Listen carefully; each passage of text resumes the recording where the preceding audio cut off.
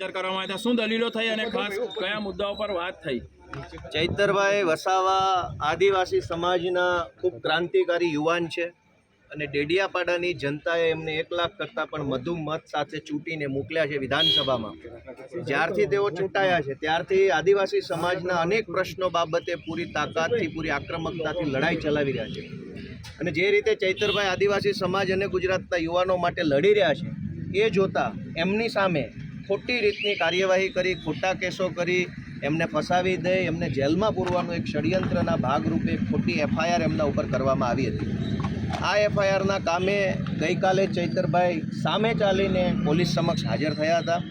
પોલીસે આજે ચૈતરભાઈને ડેડિયાપાડાની કોર્ટમાં રજૂ કર્યા હતા અને 14 દિવસના રિમાન્ડની માગણી પોલીસે કરી હતી.